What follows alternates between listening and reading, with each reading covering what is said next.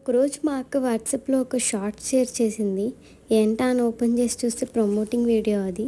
Item 20 rupees నుంచి start, 100 rupees నుంచి start అని చెప్పి భలే ప్రమోట్ చేశారు. మా అక్క వెళ్దామా అని అడిగింది. నేను మా అక్కని డైరెక్ట్గా వెళ్ళి సర్ప్రైజ్ చేద్దామని చెప్పి వెళ్ళాను చూద్దామని. వెళ్తా ఉంటే అందరూ మూటలు పట్టుకొని ఎదురు పడుతున్నారు. తక్కువ రేట్స్లో ఉన్నాయేమో, బాగా షాప్ చేయొచ్చు అనుకున్నాను. ఏంటో కదా, అది స్టీల్ సామాన్ దుకాణము. షాప్ అయితే ఫ్యాన్సీగా ఉంది. లైటింగ్ అది బాగా వేశారు.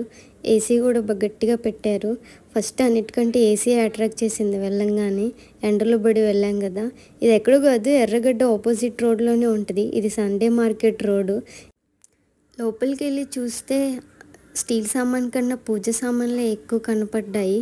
జర్మన్ స్టీల్ అని ఏవేవో పెట్టారు. మనకంత నాలెడ్జ్ లేదు వాటి మీద. సర్లే, ఇంత దూరం వచ్చాక ఏమన్నా కొందాం, ఇంటికి తీసుకెళ్దాం అనుకున్నాం కానీ అంత కొనేంత ఏం కనపడలేదు. ఆ 100 రూపీస్ 20 రూపీస్ ఐటెం వెతకడానికి ట్రై చేశాను ఫస్ట్. అవేవి దొరకలేదు. పైగా టైం కూడా చాలా వేస్ట్ అయింది. సర్లే, ఒక పోపుల డబ్బా అయినా కొందామని చూస్తే అసలు అక్కడ పోపుల డబ్బానే లేవంట. మనం ఏదైనా బాక్స్ తీసుకుంటే వాళ్ళు పోపుల డబ్బాలన్నీ సెట్ చేసి ఇస్తారంట. దాంతో ఇంక ఇంట్రెస్ట్ పోయి మా అక్కకి అన్నీ చూపిద్దామని వీడియో తీస్తుంటే స్టాఫ్ వాళ్ళు వచ్చి వీడియో నాట్ అలౌడ్ అన్నారు.